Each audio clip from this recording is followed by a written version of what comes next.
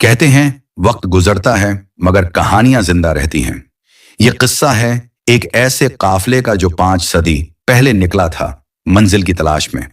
लेकिन रास्ते में उन्हें ऐसी हकीकत का सामना हुआ जिसने सब कुछ बदल दिया। 500 साल पहले का जमाना था। वो दौर जब सहरा की वसतें इंसान को खौफजदा भी करते और हैरान भी। कुले ऊंचे और मजबूत हुआ करते, शहर की गलियां कच्ची ईंटों और पत्थरों से भरी होती और रातों को चरागों की मध्यम रोशनी में लोग कहानियां सुनाया करते। ऊंटों की घंटियों की आवाजें दूर दूर तक फैल जाती और काफिले जिंदगी के सफर की अलामत समझे जाते। उन्हीं दिनों एक शहर था जिसका नाम सहरापुर था। यह शहर एक पुराने तिजारती रास्ते पर आबाद था।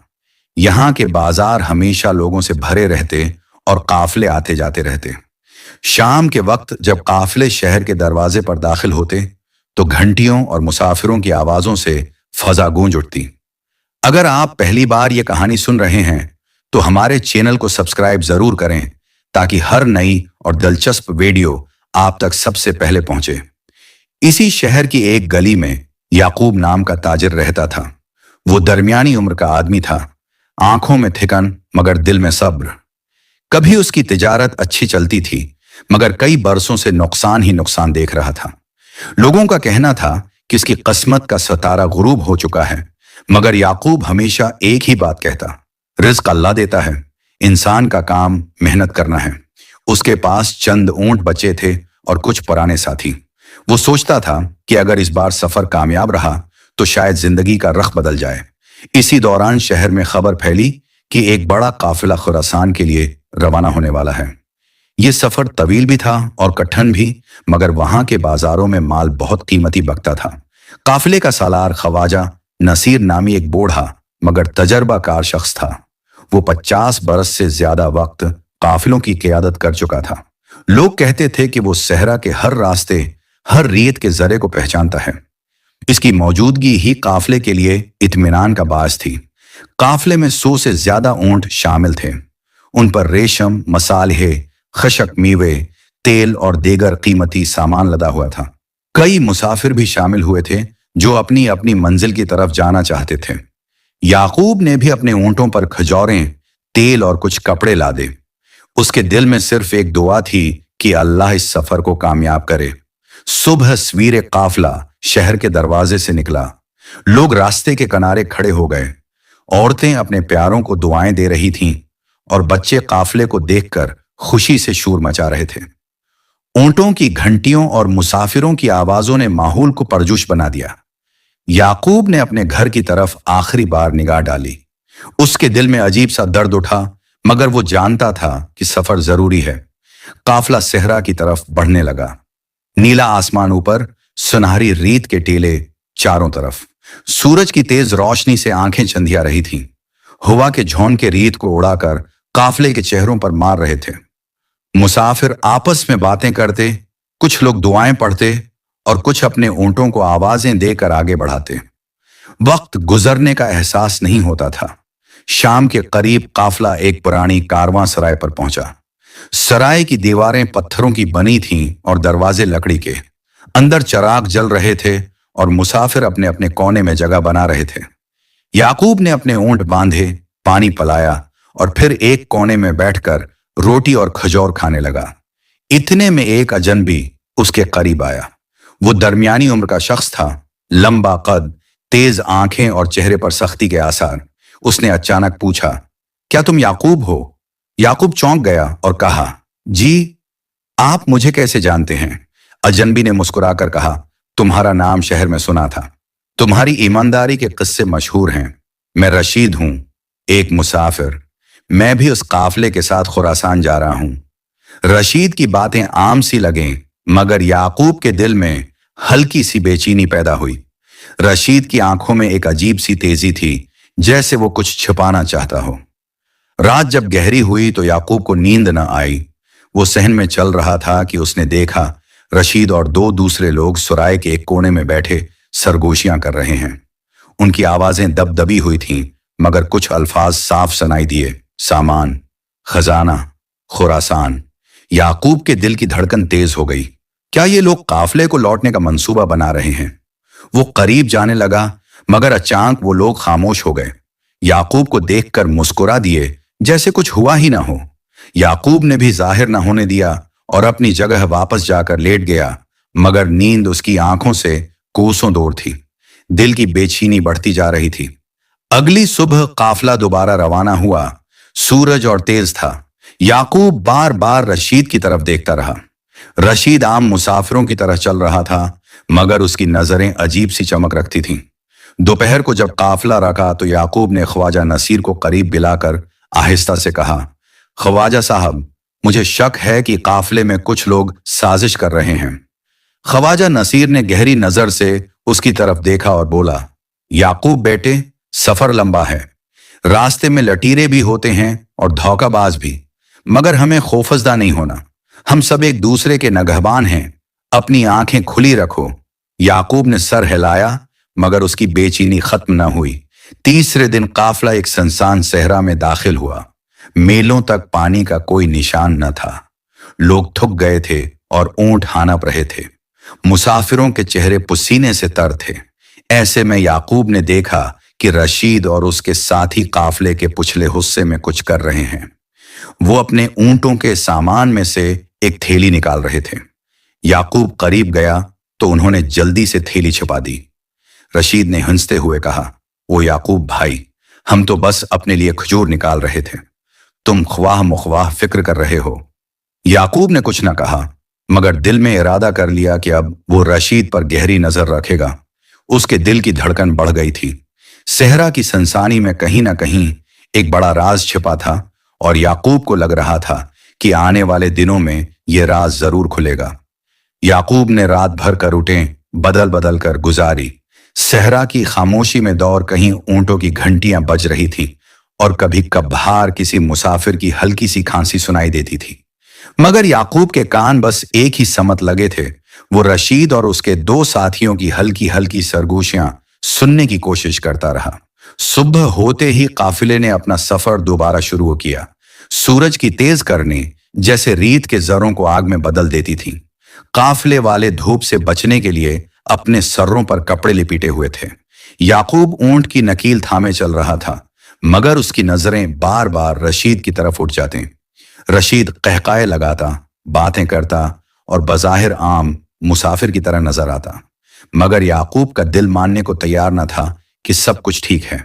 रास्ता ज्यों ज्यों आगे बढ़ता जा रहा था, याकूब के दिल की बेचैनी भी बढ़ती जा रही थी। दोपहर के करीब काफिला एक नखलिस्तान के पास रका। यहां खजूर के दरख्त थे और एक छोटा सा चश्मा भी बह रहा था। काफिले वाले खुशी खुशी पानी पीने लगे और ऊंटों को भी सिराब किया। याकूब ने देखा कि रशीद और उसके साथी अलग थलग जाकर बैठ गए हैं। याकूब उनके करीब जाने ही वाला था कि अचानक एक अजनबी आवाज सुनाई दी, ए काफिले वालों, मेहतात हो जाओ। सब चौंक गए। सामने से 3 घड़सवार आ रहे थे। उनके कपड़े फटे पुराने थे, मगर उनके हाथों में तलवारें चमक रही थीं। ख्वाजा नसीर फौरन आगे बढ़ा और बोला, हम मुसाफिर हैं, ताजिर हैं, हमारा किसी से झगड़ा नहीं।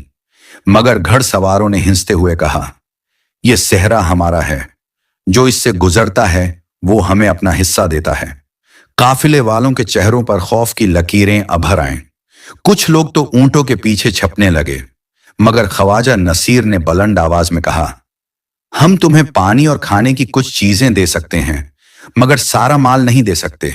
घड़सवारों के चेहरे सख्त हो गए। वो आगे बढ़े ही थे कि अचानक रशीद खड़ा हो गया।